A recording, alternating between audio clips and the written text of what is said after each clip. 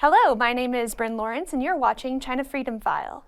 On August 12th, parents from Shinsiting Church, which is a serially persecuted house church in China, had gathered to discuss their parenting techniques when authorities stormed the meeting. Now, the authorities did not have a search warrant, but proceeded to raid the meeting anyway, and so the parents took out their cell phones and attempted to record. However, the authorities prohibited them from doing so. The parents were then taken to the police station. In other news, it has been over 3 years since the human rights lawyer Gao Zhisheng went missing. Gao had been under house arrest with the Chinese authorities for the previous 3 years, and some of his supporters smuggled him out of his home and took him to the neighboring province. The authorities then found out that he was in that province and took him into police custody. He has not been seen or heard from since. Now, Gao's family, because of the immense pressure due to the persecution that they were under, had fled to the United States in 2009, and Gao had used his lawyer's license to defend people who had been targeted by the Chinese Communist Party. Now, Gao, because of this, has been arrested and kidnapped multiple times and tortured at least 3 times. My name is Bryn Lawrence, and this has been China Freedom File. Thanks, Bryn. Welcome back to China Freedom File again. Today, I want to focus on a very important thing on the China's social media and its threat not only to the freedom of speech and basic human rights and religious freedom to Chinese citizens, but also the severe threat to the American citizens, to actually citizens in the free world. Just recently, there is a report even in the Chinese own media. It shows this couple, a husband and wife from Shanxi province, were sentenced to 4 years and 3 years respectively for the so-called subversion of state power. And how did they subvert the Chinese communist regime? According to the court paper, they were found subverting of Communist Party's power by sending WeChat messages. Sending messages through WeChat app, through the Tencent global controlled WeChat company. As we all know, WeChat and TikTok, TikTok is the known name controlled or managed by its company called ByteDance. And sending messages through WeChat that the Chinese Communist Party do not like, the security apparatus would deem that as a subversive act. And the husband, Mr. Liu Meiting, received 4 years, and his wife, Han Lifang, received 3 years imprisonment. We are all for freedom of speech, especially those of us who believe in the First Amendment, the constitutional rights. And but this is not a kind of freedom of speech case when some American news media, such as New York Times and Washington Post, kind of denouncing the Trump administration's effort to ban WeChat, ban the TikTok, this kind of invasive, aggressive Chinese Communist Party controlled social media platforms. I mean, it's one thing that you find glitches,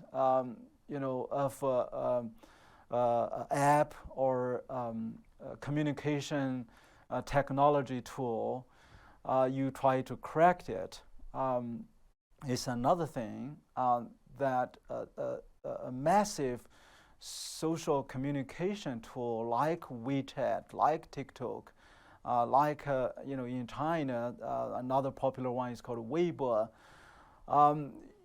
that totally controlled and manipulated and used and monitored 24/7 by not only this million Chinese full-time internet police, but also closely embedded with the Chinese state security agents, national security agents, and many of their employees are actually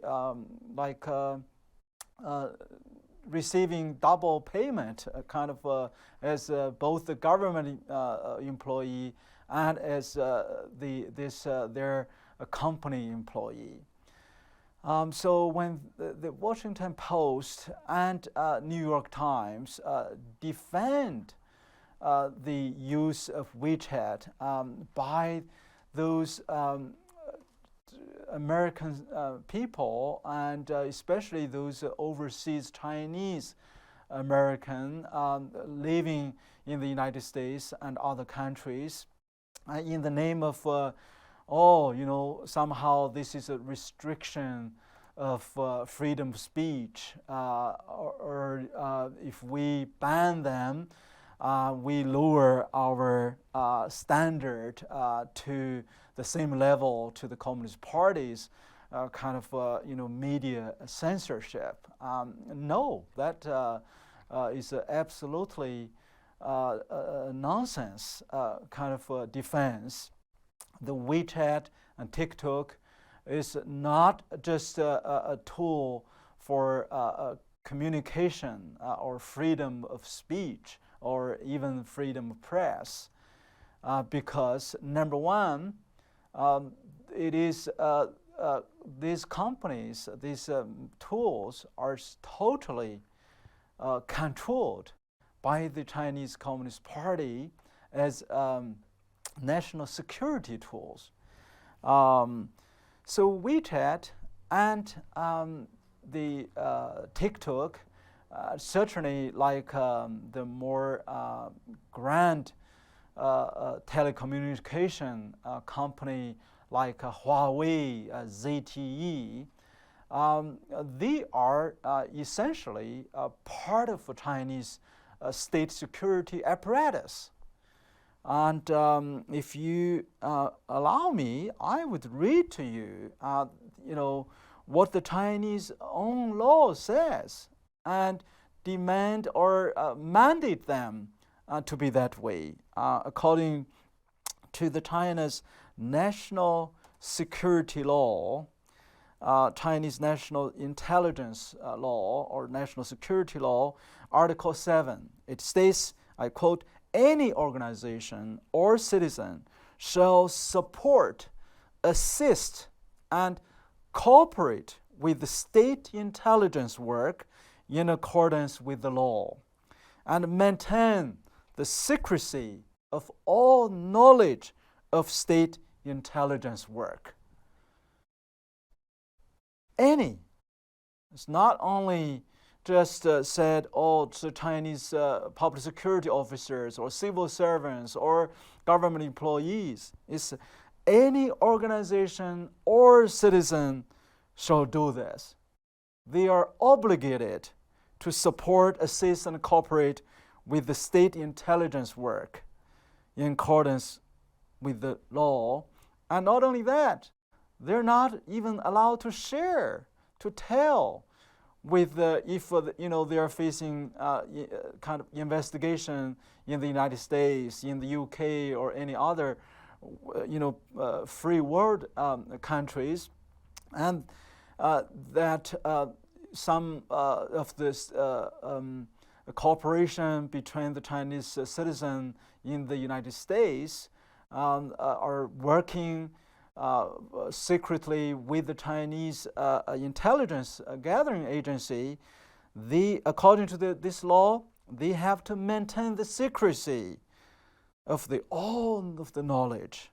Article 28, China's cybersecurity law, states like this: network operators shall provide technical support and assistance to public security organs and national security organs that are safeguarding national security and investigating criminal activities in accordance with the law. Article 11 of China's national security law states like this: all citizens of the People's Republic of China, all, shall have the responsibility and obligation to maintain national security. Article 11, this China National Security Law. I just read it again. All citizens of the PRC shall have the responsibility and obligation to basically do national intelligence work. So, I mean, when President Trump in a tweet kind of a few months ago said, these Chinese students, hundreds of thousands of them, studying in the U.S. are essentially Chinese spies. I mean, that, of course, caused a big controversy. I mean, people try to find ways to denounce him and as too wide and could have some kind of racial profiling factor and blah, blah, blah. But what would you make of this Article 11 of China's national security law? If Chinese students in Harvard University, University of Pennsylvania, or Princeton University, and is studying computer science or cyber security or AI or other kind of very high-tech area that the Chinese Communist Party are badly needed. If the security apparatus use any means to reach out to this student or professors and said, look, what are they? And submit all the passwords, give out all the private information. Do you think these students are able to refuse, or do they have the ability to refuse? I mean, how about their family members in China? Are they going to be held as hostages even if those students have the guts to refuse? And the reality is no. And we have seen recently the FBI, the Justice Department, have indicted that so many of those, just uncovered Chinese spy gates, these Chinese scholars, students, who are studying in the U.S. and not, are actually recruited as spies, wittingly or unwittingly, and they have to do this according to the Article 11 of the National Security Law. So all citizens, they have not only have the responsibility, but they have an obligation to be a spy, basically. And we have seen even some American citizens, like the dean of Harvard University of the Department of Chemistry was arrested for basically being co-opted into the Chinese government security apparatus and receiving just tons of money from the Chinese government as part of his research fund, actually as his private compensation for his work with the Chinese government. And we have seen many other cases. So to say that the WeChat, the Tencent global, the company, the TikTok, the ByteDance, the ZTE, the Huawei, I mean to denounce the Trump administration's right move of banning these spywares from being used in America in the name of freedom of speech is very, very bogus. And also, there is a direct implication to Americans' not only national security, but also our own personal safety, personal security. And I mean, we all know that the kind of spyware that once you install on your smartphone, the WeChat app or TikTok app, you basically open your phone as a spying machine. As a spying machine. And a few years ago, actually, I was in a very private kind of setting. I was shown as a part of a demonstration on how these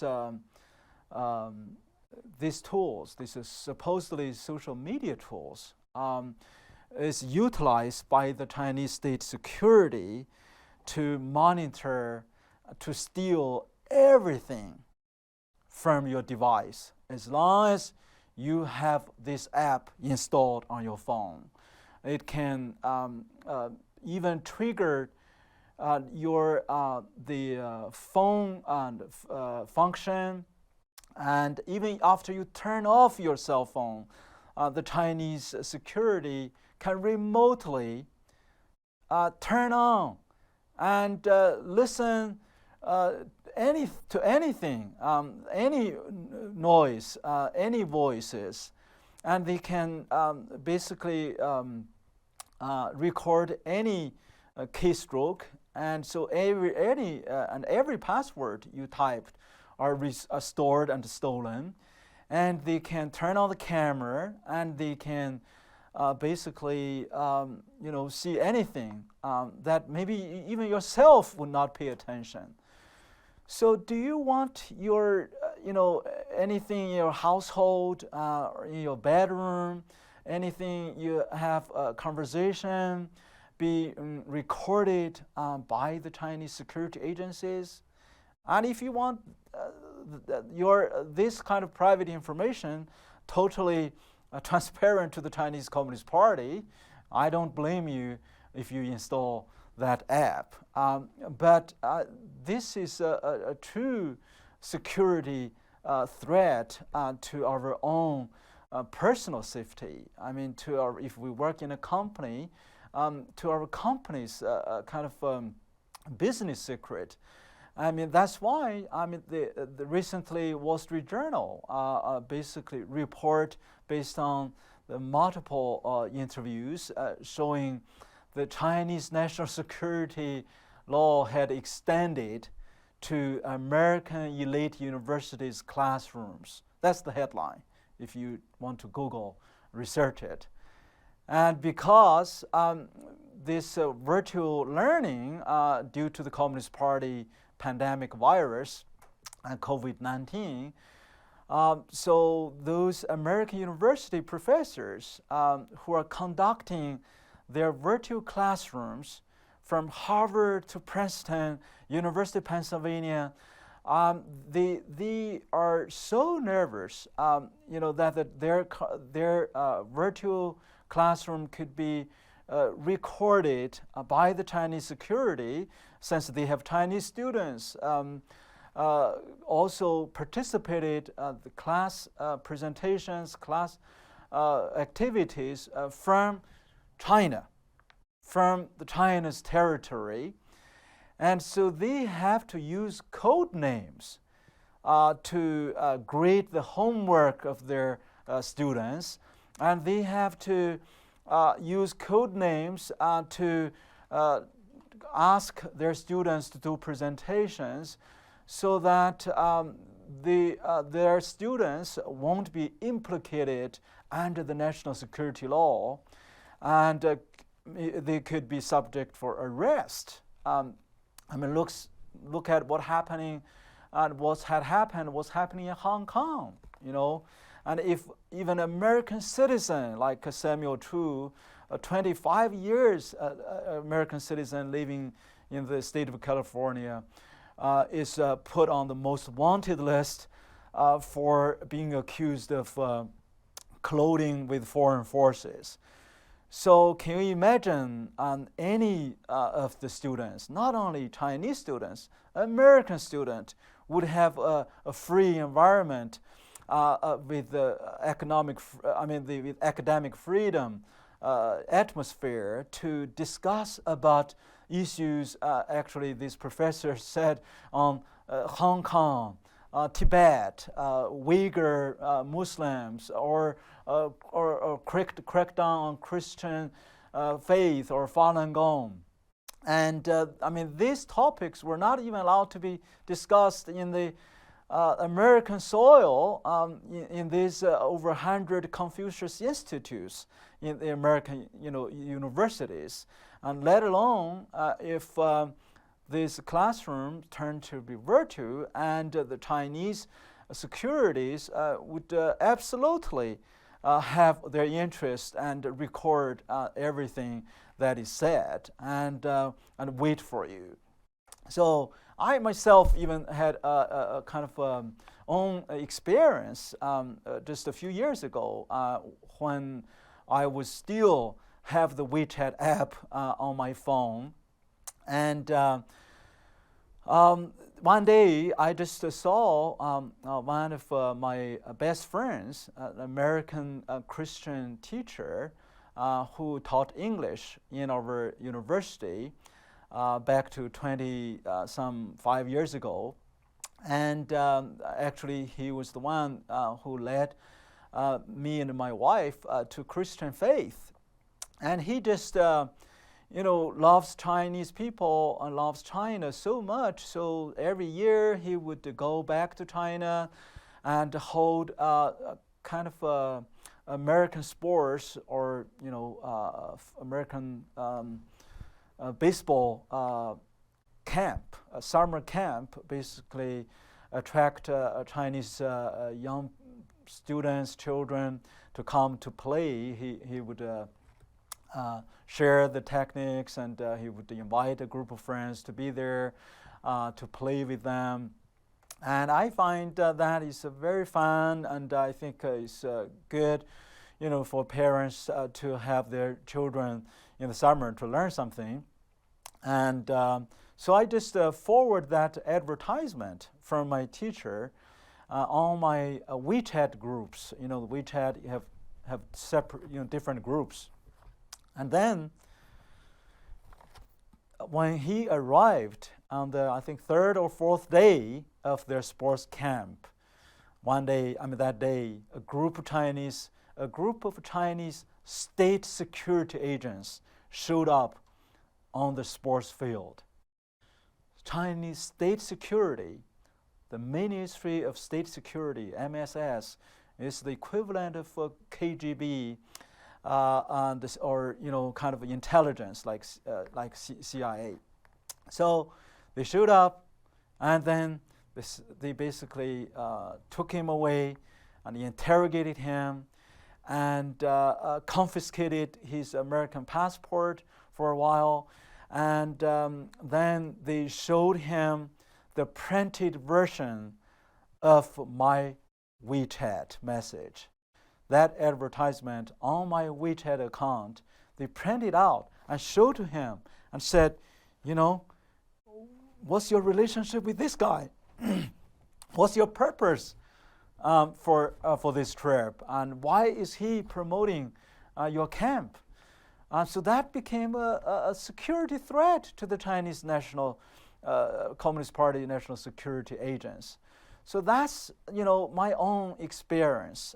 So for those who claiming banning WeChat, TikTok, and as a freedom of speech thing, I want you to know.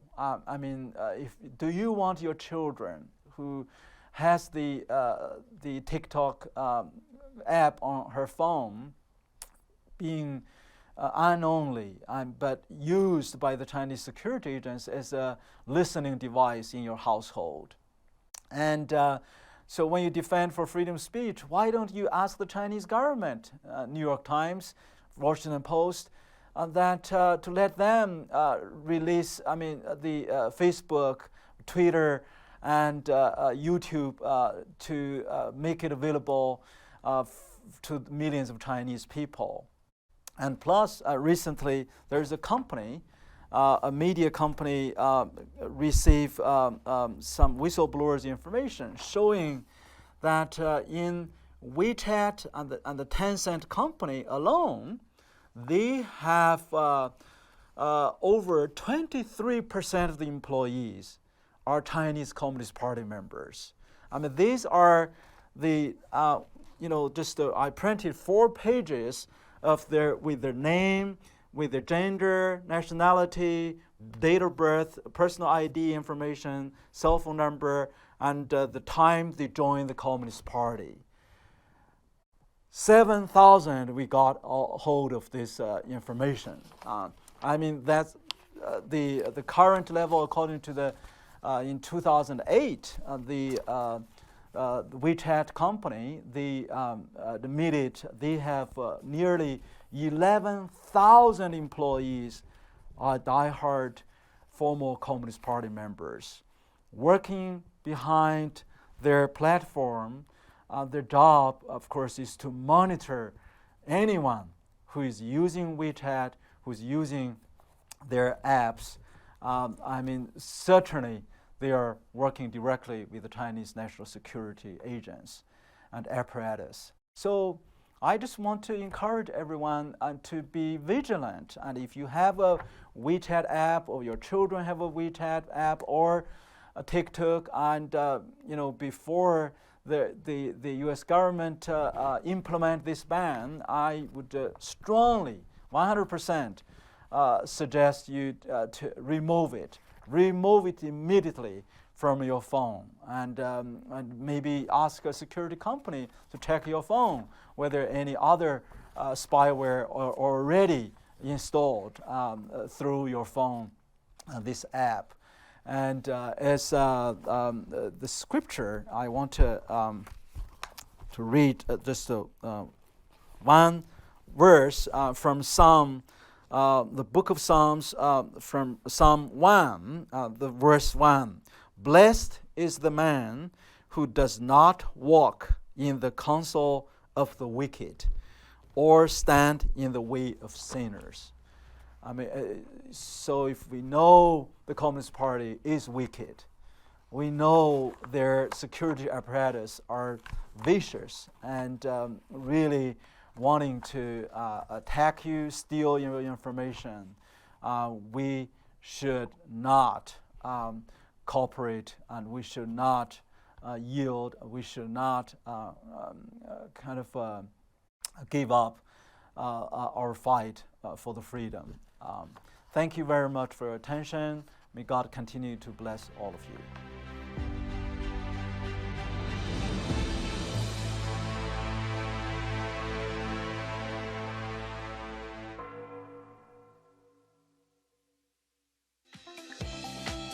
Order your copy of this program from the GLC bookstore by calling the numbers or visiting the website on your screen. Please include the program number when ordering.